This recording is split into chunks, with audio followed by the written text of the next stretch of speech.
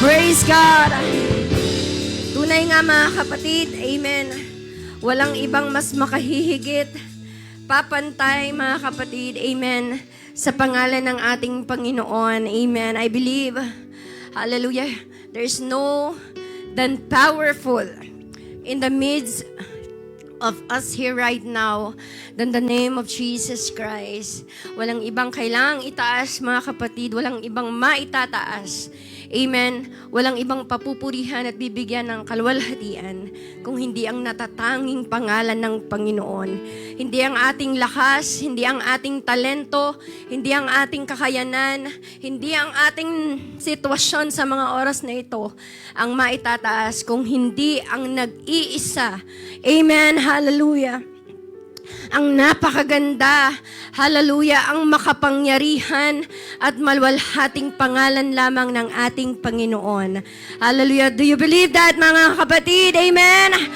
Do you agree with that? Hallelujah. Let us again clap our hands. Worship the one true God.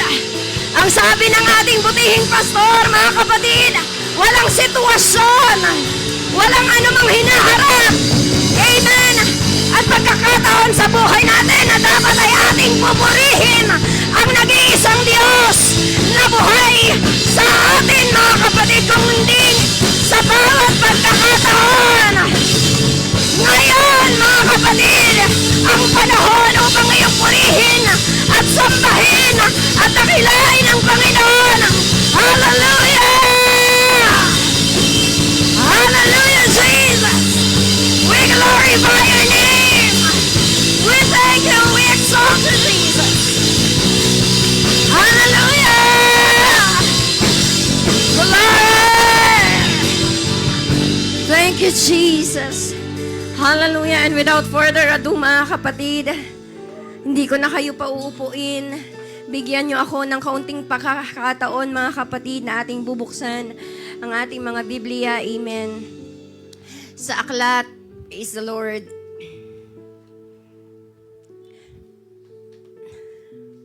Praise God. Amen. Sa aklat ng kung saan tinatalakay ang pag-ibig.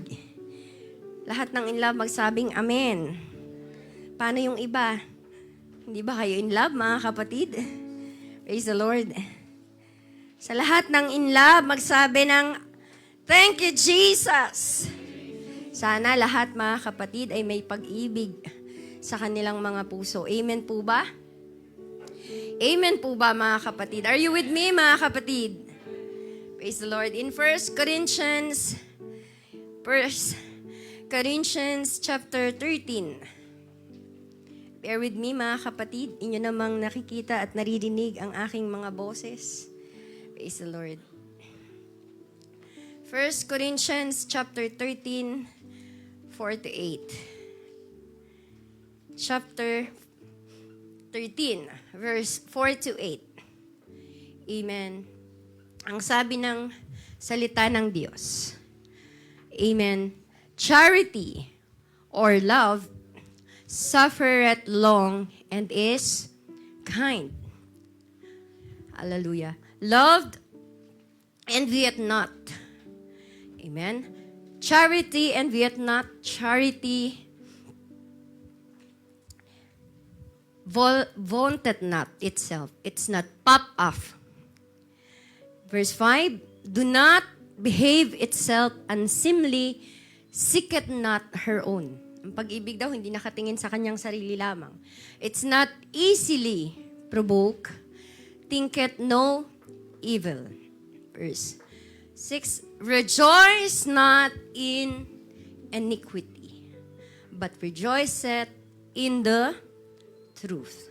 Beareth all things, believeth all things, hopeth all things, endureth all things.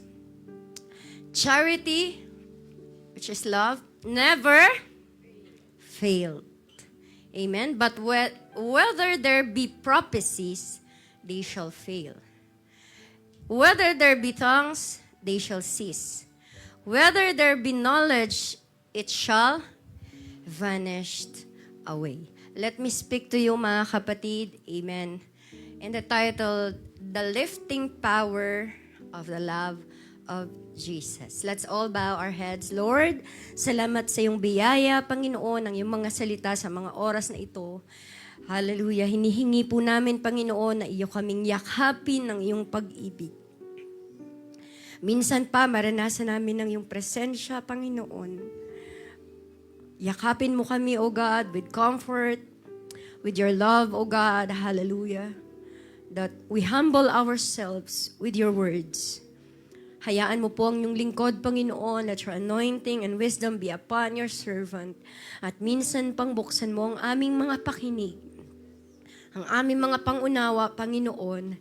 Hallelujah. Habang itinataas namin ang aming mga puso sa iyong harapan bilang aming tanda ng pagsuko, pagpapakumbaba, hallelujah, at pagsuko sa iyong harapan. Salamat pong muli, Panginoon. May we feel the presence of your love. In the name of Jesus Christ, we pray. Amen and amen. Praise God. You may be seated, mga kapatid. Amen. Sa mga oras na ito, mga kapatid, sabi nga, merong isang law, a simple law, in this world, which is called gravity. And sino nakaalam ng gravity? A gravity is a law where everything naturally falls downward.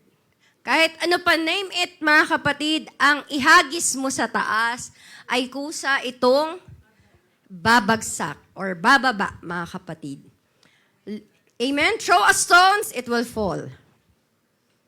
Throw a lift, dahon, mga kapatid, kusa itong babagsak. Nothing effort needed, right? Mga kapatid, walang kinakailangan, mga kapatid, kahit tao, ihagis mo. Sino na rito naranasan maghagis ng bata? Di ba? Pag nilalaro natin ang bata, amen, nahagis-hagis natin. Kusa itong, syempre, ang takot niya lang, di ba? Nakasalo na kayo kaagad. Forgive me, mga kapatid. Sa ginagawa ko kasi, alam ko naiintindihan nyo. Amen? So, in the same way, mga kapatid, sa spiritual life natin, it takes no effort for a person, for a believer, to become discouraged. Right? Maya-maya, masaya ka, mamaya, umiiyak ka na. It's no effort to become bitter. Diba? Sino naman ba ang gustong maging bitter na tao? No one, mga kapatid. No effort needed to become distant. Especially from God. Walang may gusto na malayo sa Panginoon. Tama po ba, mga kapatid? Lahat tayo naranasan natin yan. Because a human, mga kapatid, naturally, or a person naturally, fallen nature, mga kapatid, ng isang tao ay always goes downward. Palagi tayong hinihila paibaba. Amen? Kahit di natin yan gusto, kahit hindi natin hinihingi, kahit ayaw natin, mga kapatid, nangyayari po yan sa bawat isa sa atin. Isa Lord. So, kung mapapansin natin, nangyayari sa atin ang law of gravity. But, mga kapatid, mayroon po akong nais na introduce sa inyo na isang batas, na isang law, where it is stronger than gravity. If the Midsha team could help me to find this picture, mga kapatid. The law that is stronger than gravity is a lift. A fork. Sino nakakalam ng forklift? Nang humihila ng mga bagay pa itaas. Sino nakapunta sa pier? Yan, di ba? Alam niyo yun, mga kapatid, sa mga construction sites, marami ng mga ganyan, mga kapatid. Yung bumubuhat ng mga bagay pa itaas. So, makikita natin, mga kapatid, at pag-uusapan natin, a greater force where, mga kapatid, kung saan ginanapan ng ating Panginoon, amen, a greater force than sin. It is a greater force than our failures. It is the greater force, mga kapatid, than our shame. amen, bagay na makapagbibigay sa atin at makapagpapakita sa atin na meron palang mas higit pa sa kasalanan, mga kapatid. Mas higit pa sa mga, amen, pagkakataon sa buhay natin na naging mahirap sa atin, kung saan tayo po ay nabigo. Amen? Hallelujah. That is the love of God. Amen, mga kapatid? The love of God lifts all of us. Hallelujah. Sapagkat ang pag-ibig ng Diyos sa atin ay napakalaki, mga kapatid. It is stronger, hallelujah, na kung saan tayong lahat, mga kapatid, ay kanyang binuhat. Amen? Hallelujah. Binuhat niya tayo, mga kapatid, mula sa ating pagkahulog. Pagkahulog saan? Sa ating mga kasalanan, mga kapatid. Like this woman who caught in adultery in John chapter 8 verse 1 to 11. Alam niyo po ang istorya niya, mga kapatid. Maraming beses po natin itong naririnig, hindi lamang sa pangangaral ng ating pastor, ng inyong lingkod, at ng marami pang preachers, mga kapatid, wherein this woman was dragged, amen, into the feet, hallelujah, of Jesus. But before that, he was being dragged to the streets. Amen? Hinila siya ng mga tao, mga kapatid, because she was caught in adultery. Hinila siya sa kalsada hanggang makarating siya sa paanan ni Kristo, mga kapatid. Ang babaeng ito na walang dignity. Amen? Walang maganda, mga kapatid. Hallelujah, sa kanyang kinabukasan at hinaharap. Hallelujah, no privacy and no mercy to those people at all. Hallelujah. Ang babaeng ito, mga kapatid, ay dinesisyonan na ang kanyang, hallelujah, hinaharap, mga kapatid. Kung saan ang sabi ng religion ng tao, kailangan siyang batuhin hanggang sa mamatay. Hallelujah. Amen. She was thrown in Jesus' feet, not standing, but on the ground. Amen. Hindi siya binigyan ng pagkakataong magpaliwanag, mga kapatid. Hallelujah. Sinabihan na siya ng mga tao na ikaw ay makasalanan at wala kang pagkakataon na magbago, but bagkus ikaw ay kinakailangang mamatay. Amen. Ganyan po, mga kapatid, ang condemnation sa buhay natin. It always pushes us down. It never encourages us, mga kapatid. It will never put us, hallelujah, into a situation where we can explain ourselves. Amen? Hallelujah. But watch, mga kapatid, what Jesus did. Ano po ang ginawa ni Kristo, mga kapatid? He does not immediately speak. Right? You know the story, mga kapatid. Nung ang babaeng iyon ay hinila ng mga tao mula sa lugar na pinaghulihan sa kanya hanggang siya'y makarating kay Kristo, sa paanan ni Kristo, mga kapatid, at tinignan siya ni Kristo ng merong, hallelujah, compassion, mga kapatid. Ngunit hindi siya sinabihan, huwag kang lumapit sa akin, ikaw ay marumi. Hindi, mga kapatid. But bagkus si Kristo ay tahimik sa istoryang ito. Amen? Ang naririnig lamang ay hiyawan, sigawan, mga nais na magbato, mga kapatid, mga taong may hawak na bato at handang pumukol, mga kapatid, sa taong ito hanggang siya siya'y mamatay. But what the woman did is, he kneel, mga kapatid. She kneel, mga kapatid. And the only sinless man, mga kapatid, also kneeled to her, mga kapatid. Yumuko si Kristo sa babaeng ito, mga kapatid. Hinawakan siya. The sinless man lowered himself beside the sinner. Ni-reach out niya yung babae, mga kapatid, hinawakan niya at tinanong niya, bakit? Amen? Anong meron, mga kapatid? Anong nangyayari? Ganyan tayo sa harapan ni Kristo, mga kapatid. Hallelujah. God meets us to the level when we fall, mga kapatid. Sa mga pagkakataon na tayo nasa panahon ng kasalanan, amen? Nilapitan tayo ni Kristo, mga kapatid. Inabot tayo ng Panginoon mula sa ating mga kasalanan. He lift us to the level of His grace. Amen? Hindi niya sinabing, halika, umakyat ka dito. Ako ay righteous na Diyos, kaya ikaw yung lalapit. Hindi, mga kapatid. Ang Panginoon ang humanap sa atin, mga kapatid. He reached for us all. And when we were sinners, hallelujah, nung panahon na ikaw ay naguguluhan, nung panahon na ikaw ay nahihirapan, nung panahon na ikaw ay hindi mo alam kung anong iyong gagawin, mga kapatid, at nais mong magbago sa iyong buhay, anong ginawa ng Panginoon, mga kapatid? Amen. May mga tao siyang ipinadala sa atin, mga kapatid. Hallelujah. May mga salita ng Diyos tayong naririnig, mga kapatid. Hallelujah. Hindi sa mga panahon na tayo ay malakas na, mga kapatid, nung tayo po ay nakakilala sa Panginoon. Amen. Ngunit bagkus ng mga panahon na tayo ay nahihirapan, nabibigatan, mga kapatid, ang Panginoon ay natagpon tayo. Hallelujah! Ganyan din po yung babae, mga kapatid, na nagkasala sa harapan ng Panginoon. And then he said to that woman, mga kapatid, hallelujah, and to all the people, mga kapatid, hallelujah, he who without sin among you, let him throw first the first stone. Sabi niya, sige, kung sinong walang kasalanan, kung hindi mga taong walang, sa panahon ng kanilang kabigatan, amen, ng kagalumihanan, sinong hindi nagkakasala at nagsisekreto sa Panginoon, hallelujah, siyang unang babato.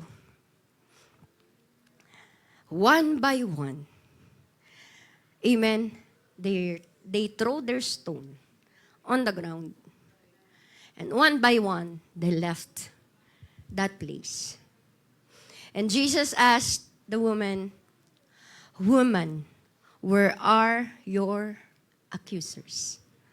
Hinanap ng Panginoon, mga kapatid. Hindi ko anong nagawa ng babae. Hindi niya tinanong yung babae, mga kapatid. Ikaw naman kasi. Amen? Bakit ka gumagawa ng ganyan? Hindi, mga kapatid. Sabi niya sa babae, nasa na sila? Sila na bumabato sa'yo. Sila na nagpa-persecute sa'yo. Sila na nagpapahirap sa'yo. Nasaan na sila? Take note of this, church. He restored her dignity before He corrected her direction. Amen? Ang sabi ng Panginoon, neither do I condemn you. Go and sin no more. Pansinin niyo mabuti, mga kapatid, ang salita ng Panginoon. He did not approve the sin. Hindi niya sinabing, sige, umalis ka na, gawin mo ang mga bagay na gusto mo kasi wala namang umaaks sa'yo. Amen? Hindi po, mga kapatid. Ngunit ang sabi ng Panginoon, ngayon man din, mga kapatid, ngayon man din, babae, ikaw, hallelujah, ay umalis at huwag ka nang magkakasala kahit kailan. He removed the way, amen, of crushing that woman. And hallelujah, He let her rise, mga kapatid. Amen. Habang daladala niya, mga kapatid, sa kanyang puso ang condemnation, ang sabi ng Panginoon, napatawad ka na, babae. Hallelujah. Humayo ka, amen, at huwag ka nang magkakasala kahit kailan. Para baga ito, mga kapatid, ay isang tao na nalulunod. Ang taong nalulunod, mga kapatid, hindi mo na yan le-lecturean, tama ba? Sasabihin mo ba dyan, ganito ang gagawin mo, butterfly stroke. Ganyan ba, mga kapatid, kapag magsasagip kayo ng nalulunod? Ano bang ginagawa kapag may nalulunod, mga kapatid? Siguro pag ako ganun. Teka lang. Diba? Hindi ka nahanap ka pa ba ng lifeguard? Siyempre, pag hindi ka marunong lumangoy, hahanap ka ng lifeguard. Pero pag ikaw, mga kapatid, ay nasa ganong sitwasyon, baka kahit hindi ka marunong lumangoy, baka gusto mong talunin yung tao para iligtas. Tama ba, mga kapatid? Amen? Hindi mo nalalecture ng swimming techniques and lesson yung tao, mga kapatid. But you pull that person out first. Ganyan ang ginawa ng Panginoon sa atin, mga kapatid. God rescues us. Amen. God forgive us, mga kapatid. Hallelujah. Do you hear me, church? God rescues us before He instructs us. Walang matuwid sa lugar na ito, mga kapatid. Walang sino man ang righteous. Hallelujah. At makapagsasabing matuwid ang isang tao na naririto, mga kapatid, sa loob ng kanyang iglesia. Because God rescues us before He instructs us. Again, holiness grows best in an atmosphere of love and not shame. Amen? ang tao, mga kapatid, ay kusang magbabago sa isang lugar na siya, mga kapatid, ay minamahal. Amen. Nararamdaman niya na siya ay accepted, mga kapatid, at buo siya. Amen. Bagamat siya ay broken. Ang sabi ni Pastor, magsabi ang mga broken ng amen. Wala. Kala ko talaga Amen. Ang sabi, mga kapatid, ng marami, magbago ka na para mahalin ka ng Panginoon. Change so God can love you.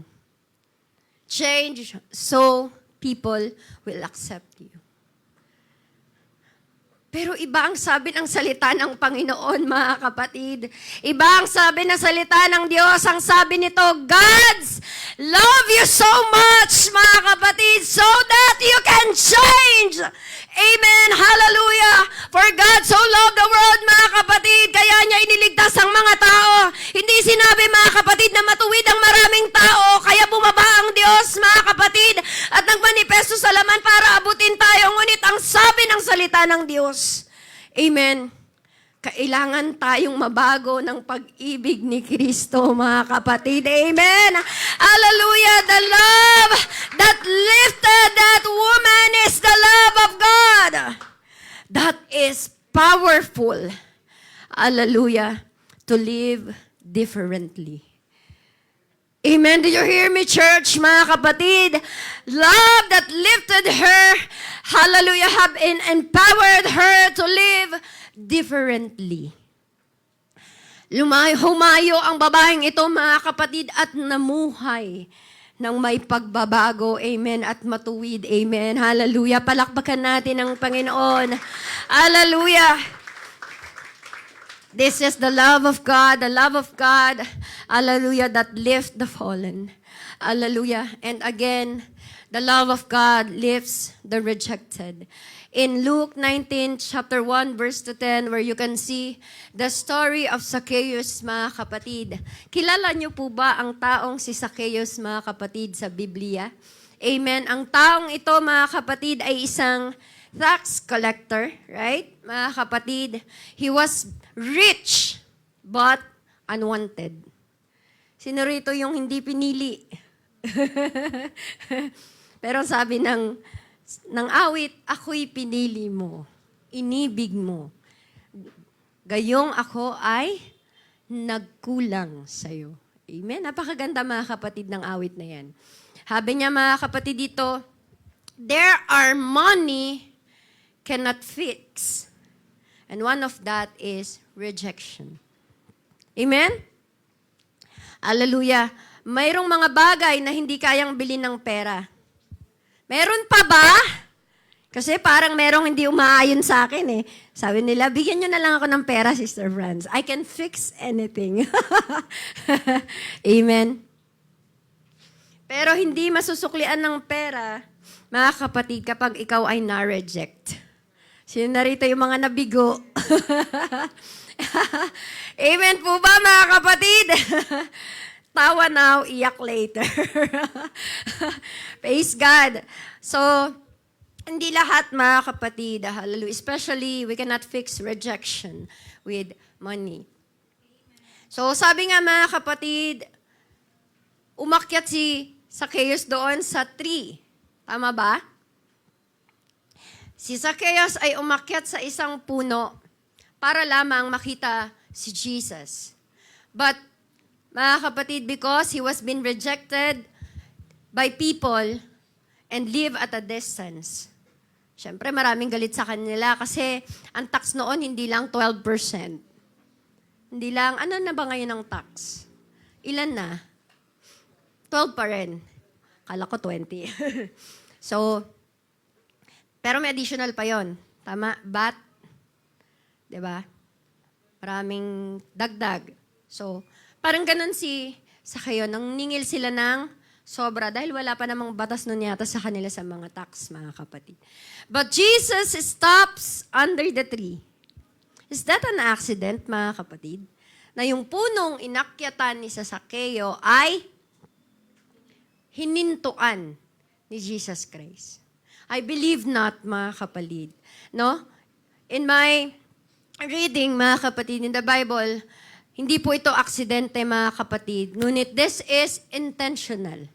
You know why? Sapagkat tinawag ni Kristo si Zacchaeus. Ang sabi niya, Zacchaeus, hurry, amen, and come down. Siguro sa malayo pa lang, sabi nga ng teaching ng ating pastor, ng preaching niya, madalas mga kapatid, siguro malayo pa lang, natanaw na ng Panginoon, 2020 vision, amen, si Zacchaeus, doon sa puno. At habang mga kapatid, pinabababa niya si Zacchaeus, ang sabi niya, today, I will stay in your home. Mga kapatid, hindi sinabi ng Panginoon, dadaan lang siya. Hindi niya sinabi, mga kapatid, amen, na magsa-stop over lang siya. Ang sabi niya, I will stay in your home. Hindi niya sinabing, I will visit, mga kapatid, amen. Hindi niya sinabing, sasaglit lang siya at bibisita lang siya, tatanaw lang siya, mga kapatid. Ang sabi niya, I must stay at your home. Hindi inimbitahan ni Kristo yung sarili niya, mga kapatid. Hindi niya sinabi sa sarili niya na kailangan pumunta ka kay Zacchaeus. Hindi, mga kapatid. Hindi niya sinabing sasabi mo muna kay Zacchaeus na dadaan ka. Hindi, mga kapatid. Ngunit intentionally, mga kapatid, Jesus invited himself before Zacchaeus. Amen? Ganyan po ang pagpapatawad ni Kristo. Picture it out, mga kapatid. Hear me today, mga kapatid, because this is powerful. Hallelujah. Acceptance produce repentance. Kapag tinanggap mo na kailangan mo si Kristo, kapatid, amen. Hallelujah. Nakahanda ang Panginoon na ikaw ay hindi lamang bisitahin. He will stay in your life. Are you with me, church? Hallelujah! Again, acceptance produce repentance. Kapag accepted natin na kailangan natin ma-fix ang ating mga buhay, nakahanda tayong tanggapin, mga kapatid, si Kristo na mamuhay sa atin, mga kapatid. Hindi siya bibisita sa iyo. Hindi lang sa mga pagkakataon na nahihirapan ka. Tsaka mo siya mararamdaman, right, mga kapatid? Hindi sa mga panahong bigo ka lamang, kapatid. At kailangan mo ang Panginoon. Kung hindi, kapag tinanggap mo si Kristo, alam mo na kailangan mo ang Panginoon sa iyong buhay, mga kapatid. Amen! Hallelujah! And after that, mga kapatid, after receiving love, Zacchaeus says, I give half of all of my goods to the poor. He willingly give his all, his money, mga kapatid, his everything for the Lord. Because he said, I restore fourfold of all of mine. Amen. Everything that he is, mga kapatid, ng lahat ng kanyang tinatangkilik, mga kapatid, ay ibinilik niyang maka-4 na ulit. Amen. Higit pa sa tax na tinatanggap niya, mga kapatid. Higit pa sa tax na sinisingil niya sa mga tao, mga kapatid. Ay ibinalik niya sa, hallelujah, mga tao, mga kapatid. Ganyan tayo pag tayo'y binago ni Kristo, mga kapatid. Ganyan tayo pag inaccept natin ang Panginoon na tayo'y babaguhin, mga kapatid. Higit pa sa buhay mo ang ibabalik mo sa Panginoon. Hallelujah. Nakahanda ba tayong ibigay ang lahat sa Panginoon, mga kapatid? Hallelujah. Because again, God restores us with His love, mga kapatid. Amen. Hallelujah. Hindi niya tayo condemn, mga kapatid. Ganun din ang ginawa niya kay Zacchaeus, mga kapatid. Jesus did not threaten him, but love changed Zacchaeus. Amen? Hindi lang yung presensya ni Kristo ang naramdaman niya, mga kapatid, at naranasan niya. Kung hindi ang pag-ibig ng Panginoon, mga kapatid, ang kanyang naranasan. Kapag naranasan natin ang pag-ibig ng Panginoon, hallelujah, magaang ang lahat ng bagay para tanggapin mo. Hallelujah, madali mong tanggapin na ikaw ay makasalanan at nagkulang sa kanyang harapan. Madali sa iyo na ibigay ang iyong pag-aari, mga kapatid. Napakagaang sa iyong tanggapin, mga kapatid. Ang lahat ng mga bagay kapag ang Panginoon ay naranasan mo sa iyong buhay, mga kapatid. Palakpakan natin ang Panginoon. Hallelujah. Parang magnet. Paano ba mag-work ang magnet, mga kapatid? Di ba? Kapag pinagdikit mo yan, magdidikit yan, tama? Pero naranasan nyo na maglaro ng magnet. Kasi na ng bata ako, naranasan kong hindi siya paglapitin. Alam nyo yon? Yung isa lang nilalapit ko, anong nangyari? Nagre-repel yung isa. Naranasan nyo na ba yon? Hindi agad yan. Magaganon, tama? Tama ba? Di yata kayo naglaro ng magnet. Loko nyo naman ako. Hinintay nyo ako sabihin.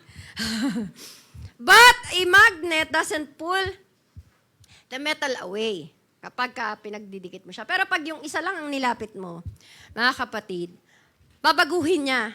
Amen. Yung lahat ng hawak-hawak mo, it will pull things together. Kapag ang isang magnet, idinikit mo sa gitna ng maraming pin na metal, ano mangyayari? It attracts. Yan. Pero pag parehong magnet ang pinagdikit mo, ganyan tao eh. Pag pumapantay sa Diyos. hindi sumasakto, mga kapatid. Amen. But my point is, there is an alignment. Amen? Merong alignment na nangyayari kapag mga kapatid, yung magnet ay ating sinasamahan. Ganyan po ang pag-ibig ni Kristo, mga kapatid. Amen? Yung pag-ibig ng Panginoon sa atin parang magnet. Yan. Parang magnet na kusa tayong napapalapit kapag nararamdaman natin ang pag-ibig ni Kristo. Mas lalo nating hinahangad na mapalapit sa Panginoon, mga kapatid. At gusto nating baguhin tayo ng Panginoon because just like the magnet, God transforms. It draws us near and not pushing away. Hindi, syempre, magiging goal ng Panginoon na tayo ay lumayo. Wala Panginoon na gusto o Diyos na gusto, mga kapatid, na tayo po ay malayo. Ibang Panginoon po yata yung iniisip ninyo. Praise the Lord. So, ang katotohanan, mga kapatid, sa ating buhay, no, ang tao, mga kapatid, people don't change because they are pressured. Di ba ang hirap nun? Sabi ng nanay at tatay mo, magbago ka na. Pero hindi mo pa rin ginagawa. Kasi, nape-pressure ka. Tama ba? Nape-pressure ka, mga kapatid. Pero, mga kapatid, it will change when you feel their love. Yung hindi laging sinisigawan, but they talk to you, mga kapatid, and they tell you what to do, and guide you, and lead you, mga kapatid, then that is the time na hindi mo ma-ignore. Amen. At gagawin mo at kusa kang magbabago. So love did not ignore Zacchaeus' corruption. Amen? Tinanong ba ng Panginoon, Zacchaeus, sila na ba ang nabudol mo? Mga ilang milyon na ba ang nailagay mo sa touchy case? Ilang maleta na ba ang naiuwi mo? Hindi ba, mga kapatid? Hindi naman tinanong ng Panginoon kung ilan yung naging pagkakasala ni... Ilang taon na ba yung babalikan mo ng fourthfold? Hindi, mga kapatid. Amen? So, hindi po yun, mga kapatid, yung naramdaman ni Zacchaeus. Ngunit yung pag-ibig yung naramdaman niya at hindi niya yun ini-ignore, mga kapatid. Kumbaga, mga kapatid, yun po yung nagbuhat sa kanya. Nagpaangat sa kanya, mga kapatid, to stand him out. Amen. At doon niya naramdaman, mga kapatid, na kailangan niya ng pagbabago. Walang sinabi, mga kapatid, sa salita ng Diyos, kung wala kayong mababasa dyan, na sinabi ng Panginoon, ibalik mo yung mga kinuha mo. Tama ba, mga kapatid? Si Zacchaeus mismo, mga kapatid, yung nagsabi na siya po ay magbabago at ibabalik niya ang lahat, mga kapatid, ng makaapat na ulit sa mga tao. Hallelujah. Ang pagbabagong yan, mga kapatid, ang nag-angat kay Zacchaeus, mga kapatid, at magpalapit sa kanya patungo sa pagbabago. Ganyan tayo tinatransform ng Panginoon, mga kapatid. Hallelujah. Ipinaparamdam niya sa atin ang kanyang pag-ibig, mga kapatid, at hindi condemnation, mga kapatid. Hindi niya tinatanong, uulitin mo pa ba yung ginawa mo? Amen. Hindi, ang sabi niya, mga kapatid, hallelujah, halika, lumapit ka. Hallelujah, ikaw ay pagpapahingahin ko sapagkat alam niyang pagod ka na, mga kapatid. At maraming pagkakataon sa buhay mo na ikaw ay nabigo at nahirapan. Amen. Ganyan ang pag-ibig ng Panginoon. Nakahanda siya, mga kapatid, na hanggang ang pagkakataon, mga kapatid, ay ma-realize mo na nakahanda ka ng sumuko sa Diyos. Amen. At mag-repent sa harapan ng Diyos. Hallelujah. Ganyan po ang pag-ibig ng ating Panginoon. The love of God lives and never fails the believer. Hallelujah. Lahat tayo, mga kapatid, ay pinatawad lamang ng Panginoon sa kanyang biyaya at habag. Hallelujah. Katulad ni Peter, mga kapatid, in John chapter 21, verse 15 to 7, hallelujah. How many times did Peter deny Jesus Christ? Hallelujah. Isang beses? No, mga kapatid. 2 beses? No, mga kapatid. More than once, more than twice, mga kapatid. He denied Jesus 3 times. He denied Jesus with a curse, mga kapatid. Amen. Hallelujah. Until the rooster crows, mga kapatid. Amen. Hanggang sa tumilaok ang manok, mga kapatid. Hallelujah. Dininay ni Peter ang Panginoon ng 3 beses. Peter went out and wept bitterly. Tsaka niya lang na-realize, mga kapatid, na nagkasala siya sa Panginoon. Alam niyo, nung panahon na yon, mga kapatid, si Jesus Christ, bumalik sa pangingisda. Pagkatapos ng Panginoon ay mahuli, mga kapatid, hallelujah, at siya po ay nililitis, mga kapatid, si Pedro po ay bumalik sa kanyang old life. Amen? Bakit, mga kapatid? Kasi ang alam niya, he was been disqualified in his calling. Amen? He thought he was been disqualified, so he returned to fishing. He go back to his old life. Ganyan ba tayo, mga kapatid, kapag nahuhuli, mga kapatid ng Panginoon? Ganyan ba tayo, mga kapatid, kapag may mga panahong na ikakailanan natin at nakakalimutan natin ang Diyos. Hallelujah. Ang paglilingkod sa ating Panginoon. Hallelujah. But look what the Lord has done to Peter after he was been denied with a curse by Peter, mga kapatid. After the resurrection, Jesus did not preach a sermon to Peter. Habang nangingisda sila, ito po yung panahon na nangingisda sina Pedro, amen, hallelujah, na kung saan wala po silang mahuli. Yung mga panahon na yan, mga kapatid, na wala silang mahuli, sinong nakita nila? Si Jesus. That is after the resurrection, mga kapatid, amen. Hallelujah. Alam niyo po bang hindi nagsermon ng Panginoon? Ikaw, Pedro, pasaway ka. Bakit ka nag-deny sa akin? Ba't sinabi mong hindi mo ako kilala? Bakit sinabi mong hindi natin maririnig sa Bible, mga kapatid, na kinondemn ni Jesus Christ si Peter? But, you know what? Matatawa kayo, mga kapatid. Jesus cooked a breakfast for Peter. Pagkatapos, mga kapatid, na sila'y nangingisda, mga kapatid, at nakahuli na sila ng marami sapagkat ang sabi ni Jesus, cast, hallelujah, your net into the other side of the boat, at nakahuli sila ng napakaraming isda. Ipinagluto po sila ni Jesus, mga kapatid, ng tilapia.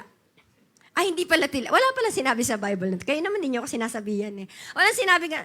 Pinatatawa ko lang po kayo, mga kapatid. Seryoso na po kayo. Ayan, mga kapatid. Pagkatapos nun, mga kapatid, ipinagluto siya ni Jesus, mga kapatid, at pinakain po silang lahat. Because restoration begins with a relationship. Amen? Nung tayo po ay nakakilala kay Kristo, we acknowledge that we have a relationship with God. Amen?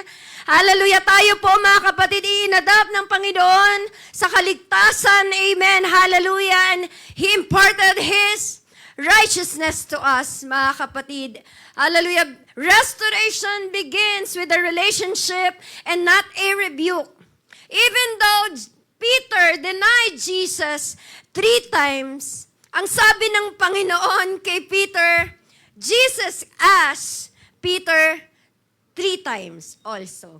Ang sabi niya, Peter, do you love me? Alam niyo po bang sagot ni Pedro, mga kapatid? Di ba? Hindi rin sinabi ng Panginoon kay Peter nung tinatanong niya si Peter ng 3 beses. Sinabi niya ba kay Pedro, Pedro, bakit mo ako finail? Binigo mo ako, Pedro. Amen. Ipinagkaila mo ako, itinanggi mo ako. Hindi niya sinabi yon, mga kapatid. Ang tanong niya kay Pedro, Peter, do you love me? If the Lord will ask us today, mga kapatid, hallelujah, at tatawagin niya mismo yung pangalan natin, mga kapatid, at tatanungin niya tayo, do you love me? Hallelujah. Each question healed one denial. Every question that Jesus asked Peter with the word, Peter, do you love me? Peter was been healed in his spiritual, mga kapatid, in his inner being, mga kapatid. And Jesus says, feed my sheep. A man who fell into the lowest, mga kapatid, sa maraming pagkakataon ng buhay natin, ilang beses na ba tayong nabigo at binigo ang Panginoon, mga kapatid? Ilang beses na ba nating ipinagkaila at naistalikuran ng Panginoon? Pero hindi niya tayo pinayagan, mga kapatid, at hinayaan na maling magkasala sa Kanya, mga kapatid, because the Lord lifted us up. Hallelujah! Si Pedro na maraming beses, mga kapatid, na binigo ang Panginoon, look, he was been lifted into the highest responsibility. Ang sabi ng Panginoon kay Pedro, Peter, if you love me, feed my sheep. Pinagkatiwala po ng Panginoon ang kanyang mga anak. Ang mga tao, hallelujah, na kanyang ililigtas at pagkakalooban niya ng kanyang biyaya. Amen. Kay Pedro. He was been put into the highest responsibility. Hallelujah. Para po yung isang pilay o buto na nabali, mga kapatid, when we have cracked bones, it cannot lift anything. Kahit papel na napakanipis, mga kapatid, ay hindi mo kayang buhatin kapag ikaw po ay napilay. Tama po ba, mga kapatid? But, hallelujah, it needs to be repaired again, mga kapatid. Hallelujah. A bone must be set before it can carry a weight again. Hallelujah. Just love, like the love of God, mga kapatid. The love resets the souls before callings. Hallelujah, carries responsibility. Tinatawag tayo ng Panginoon ngayon, mga kapatid. Hallelujah. Ang sabi ng Panginoon, hindi niya hinahanap ang mga kabiguan natin, mga kapatid. Hindi niya hinahanap ang ating mga past mistake because it will not end our calling.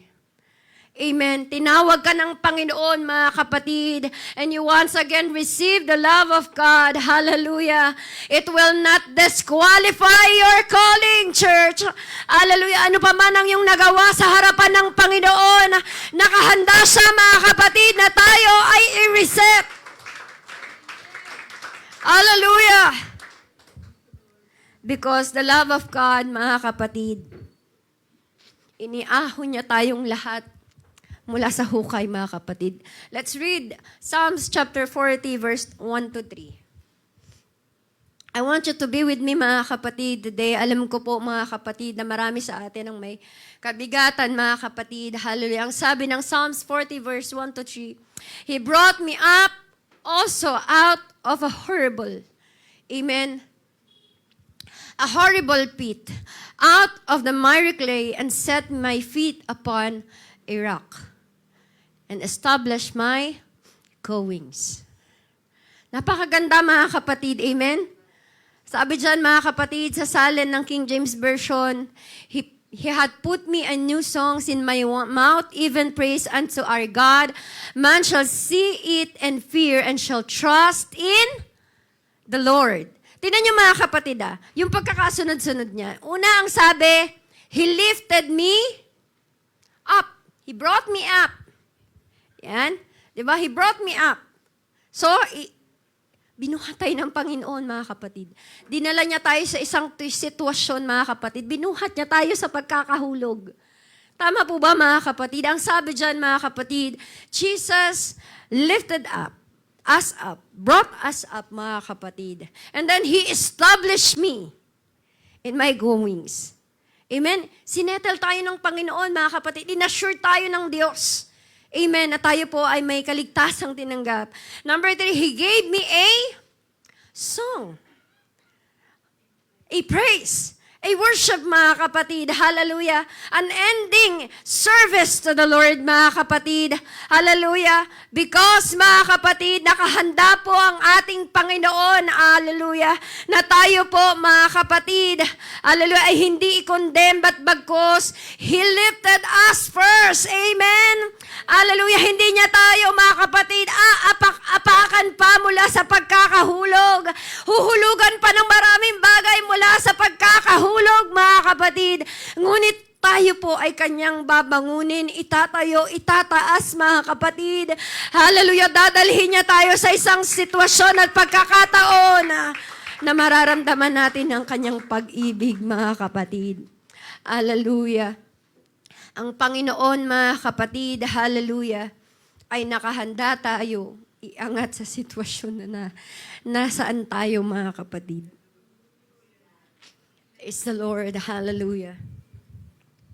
Parang sasakyan, mga kapatid, na nahulog sa putik. O, yung may mga kotse dyan. Naranasan nyo na yon? Para nung papunta kami ng Laia, nininervyos ako para kay Carla. Kasi si Pastor John, kilala ko mag-drive eh. Sabi ko, kaya ni Carla to. But salamat sa Panginoon na kaya ni Carla, mga kapatid. Praise the Lord. So, di ba mga kapatid? Kasi, paano yung daan? Pag ganon. Oh, ganon. Pataas muna, no? Tama? Pataas muna, tapos may pababa, may derecho, may bako-bako, ganon, mga kapatid, yung mga daan, di ba? Pero, etong sasakyan na to, mga kapatid, my illustration, mga kapatid, is, kapag nahulog siya sa mud, di ba? Sino rito yung mga drivers? Drivers. Wow, driver. May driver's license ako, bakit? Bakit parang, ano kayo? Di ba? Di ba pagka nahulog yan sa mud, mahirap yan, diba? Iangat ulit, iahon. Kasi, mga kapatid, yung putik, didikit siya sa wheel ng, sa gulong ng kotse, mga kapatid. So, kapag nagkamali ka ng apak, mga kapatid, magre-revolusyon yan, tama ba? Yung gulong, ikot lang siya ng iikot. Tapos, magre-revolusyon na yun ng makina mo, diba? So, magwawala na yun. Sabi ko sa inyo, driver ako eh. Di talaga sila niniwala. Try nyo. Minsan, pagdadrive ko kayo. Gusto nyo ba yun? O, di ba? Nagising kayong lahat. Ganun talaga kayo. Di ba, mga kapatid? At, hindi lang yun ang mangyayari. Anong mangyayari sa gulong mo? Lalong lulubog, lalo siyang babaon sa putik. Di ba? Nahulog ka na nga. Lalo ka pang niyang ibinaon. Diba? Oh, si mga relate, oh. Mga relate. Diba? It needs a towing, right? Mga kapatid, it needs a forklift. Pakilabas mo. May nakuha ka na bang picture? Di mo ko pinakikinggan, di ka nakuha ng picture. Send ko na lang sa'yo.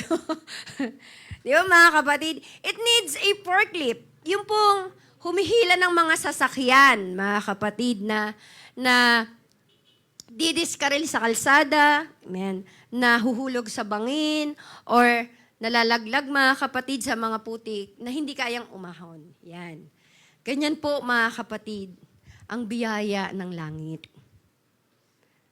Amen. Do you hear me, church? Yan po ang biyaya ng langit, mga kapatid. Parang forklift, mga kapatid. Kahit baon na baon ka na, stuck ka na mula sa putik, mga kapatid, ng karamdaman, ng kabiguan, ng kahirapan, iaangat ka niya. Hallelujah! Ang kanyang kapangyarihan at pag-ibig ay ipararanas niya sa'yo. At itataas ka niya, mga kapatid. Hallelujah, ganyan po ang biyaya ng pag-ibig ni Kristo. Hallelujah, He will lift you up. Hallelujah, if the time is needed. Hallelujah, His power. Mga kapatid, tingnan niyo po yung ginagawa ng pag-ibig ng ating Panginoon. From our shame, He gives us identity. When you are confused, mga kapatid, amen, kapag kinokondem ka ng kasalanan ng iyong mga pagkakamali at desisyon sa buhay, sasabihin niya sa'yo na ikaw ay isang royal priesthood, a chosen one, hallelujah, a peculiar, hallelujah, not an ordinary and common person, but God, hallelujah, adopts us, hallelujah, and save us from our sin, and gives you the identity to be a children of Christ, mga kapatid. Hallelujah, amen. Hallelujah, tingnan niyo po ang ginagawa ng pag-ibig ng Panginoon, mga kapatid. Many will condemn you and tell you, you have no future, mga kapatid. But the Lord says, you are free indeed. Hallelujah, malaya kang magagawa. Mararating, kapatid, ang iyong mga pangarap sapagkat ikaw ay iniligtas ng Diyos. Binago ka ng Panginoon at magagawa mo mga bagay to Christ, mga kapatid. I can do all things. And nothing is impossible with the Lord. Amen. Hallelujah, hallelujah. I feel the love of God, mga kapatid. Palakpakan natin ang Panginoon. Look what the love has done, mga kapatid. Ang sabi ng mga tao, ikaw ay bigo. Kahit kailan ay mananatili kang bigo at walang mararating, mga kapatid. Pero anong sabi ng pag-ibig ni Kristo, mga kapatid? Ikaw ay tinawag ko, ikaw ay pinili ko, ikaw, hallelujah, ay mayroong magagawa sa harapan ng Panginoon. Hallelujah. Tingnan niyo po ang ginawa ng pag-ibig ni Kristo, mga kapatid. Hallelujah. Ang mundo ay inilalayo tayo, mga kapatid, sa pag-ibig at pagbabago at kaligtasan. Pero anong sabi ng pag-ibig ng Panginoon? Come, hallelujah, and be restored with me and make fellowship with me. Hallelujah. And have a relationship with me. Hallelujah. Ang sabi ng mundo, mga kapatid, ikaw ay mahina. Walang magagawa, wala kang kayang gawin. Pero ang sabi ng Panginoon, when you are weak, you become strong. Amen. Hallelujah. Magtiwala ka lang sa pag-ibig ng Panginoon, mga kapatid. Iangat ka niya. Your salvation is not just for forgiveness. Do you believe that, mga kapatid? Ang iyong tinanggap na kaligtasan ay hindi lamang sa pagpapatawad ng iyong hallelujah, kaligtasan, mga kapatid. But I believe, ikaw ay gagamitin ng Panginoon. Ikaw ay i-elevate ng Diyos. Amen. Hindi ka mananatiling tigaupo sa iglesyang ito, mga kapatid. May magagawa ka sa Panginoon. Amen. Hindi niya tayo tinawag lang, mga kapatid, para iligtas. Amen. You are not only pardoned, you are raised. Alam nyo ba yan, mga kapatid? You are raised, mga kapatid.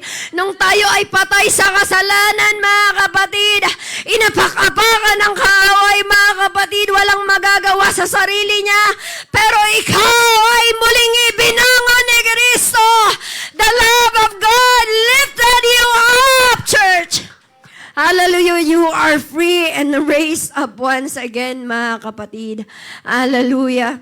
Kaya sa mga oras na ito, maniwala ka mga kapatid. Hallelujah. Hallelujah na ikaw ay gagamitin pa ng Panginoon.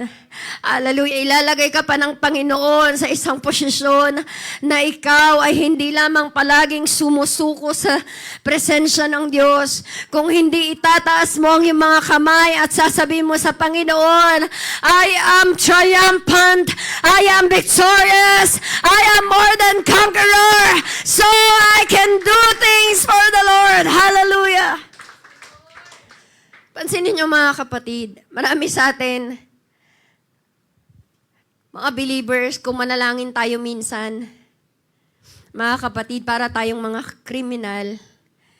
Amen. Teka lang, Sister Franz, linawin mo.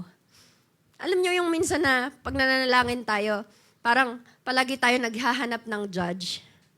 Lord, siya sa atin mo ang puso ko. Amen. Tinan mo, Panginoon, kung saan ba ako nagkasala, ano bang maling nagawa ko. But I believe God has already settled the case. Amen. God has already settled the case in the cross of Calvary, mga kapatid. Matagal na tayong, hallelujah, pinatawad ng Diyos, mga kapatid. Hallelujah, you are not trying to be accepted. You are responding to acceptance, mga kapatid. Kailangan mong maintindihan sa umagang ito, kapatid. Hallelujah, na ang mga kasalanan natin ay matagal nang pinatawad ng Panginoon. Hallelujah. Ngayon ang panahon na tanggapin mo, hallelujah, na ikaw ay magagawa sa Panginoon. God is not reminding of your past, mga kapatid. He is reminding, mga kapatid, but by the Holy Spirit, He is reminding you that Christ have lifted us up, mga kapatid, with His love. The cross is not only where Jesus died for you and me, kapatid. It is where He was lifted. He was been lifted with you and me. Habang iniaangat ang Panginoon sa krus ng Kalbaryo, mga kapatid, unti-unti ka rin niyang inaangat, mga kapatid. Hallelujah. Because God had held you.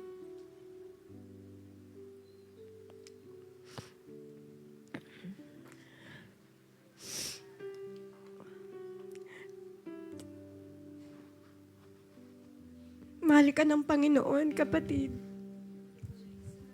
Ano man ang iyong pagkukulang sa mga oras na ito, He will stay lifting you.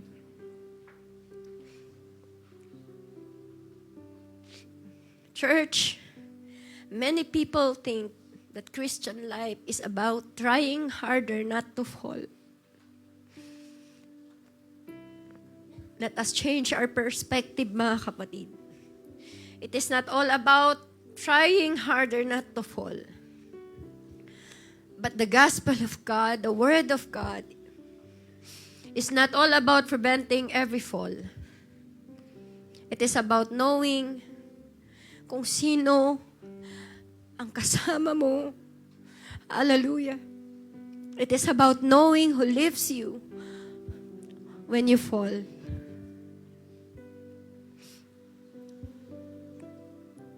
Because, mga kapatid, maturity is not the absence of weakness. Listen to this. It is sometimes the refusal to stay down.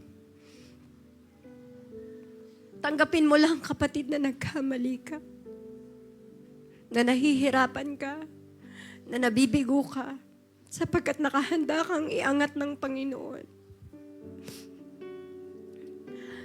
Look, like Peter fell,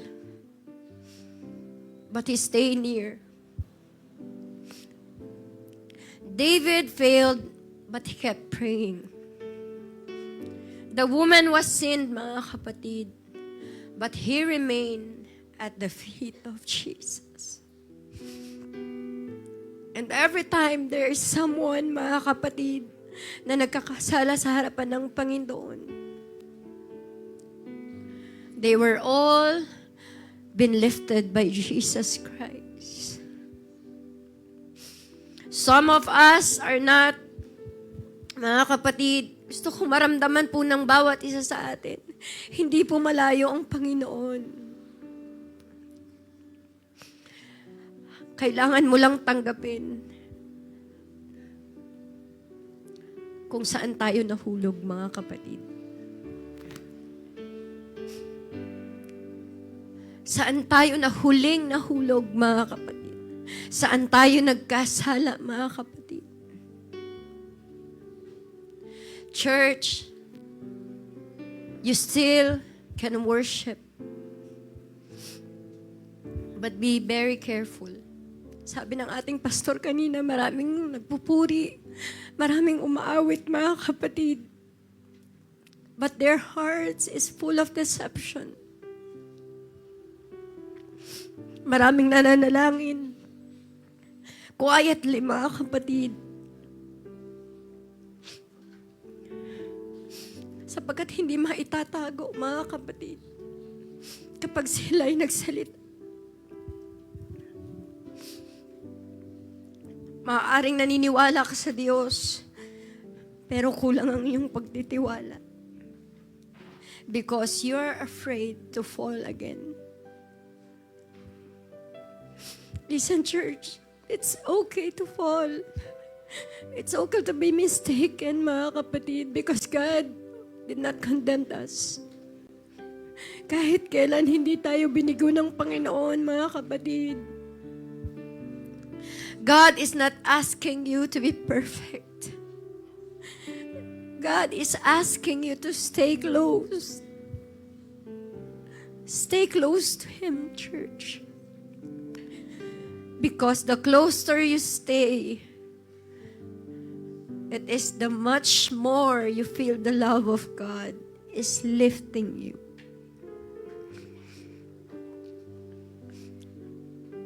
The closer you stay, the more you will feel the love of God, and the faster you will rise.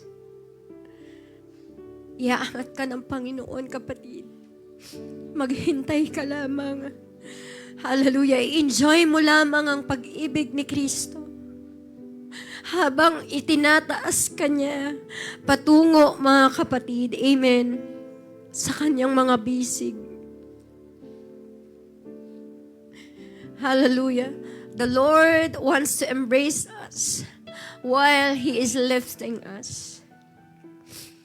The Lord, hallelujah, will stay, amen, and lift us kahit tayo po, mga kapatid, ay nagkakasala sa kanyang harapan. So run to God, mga kapatid. Hindi sa mga pagkakataong kailangan lang nating i-fix ang ating mga sarili. Huwag mong i-delay, amen, kapatid, ang paglapit mo sa Panginoon. You can speak and communicate with God honestly.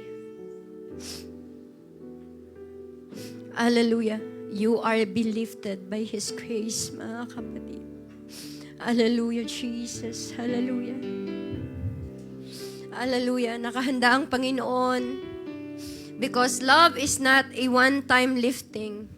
It is a constant carrying. The love of God, mga kapatid, is not one time. Hindi nung mga panahong nagre-repent ka lang. Hindi nung mga panahong handa kang tanggapin siya, mga kapatid. The Lord is constantly carrying us, mga kapatid. Hallelujah, hallelujah. Are you ready to be lifted up, mga kapatid? Are you ready to be carried by the love of the Lord? Hallelujah. Come and be lifted up because the Lord is saying, your failing never surprised me. Your future is not decided by your weakness, but by the love of the Lord. He will keep us in lifting us. Amen. The Lord will keep in lifting you by His love.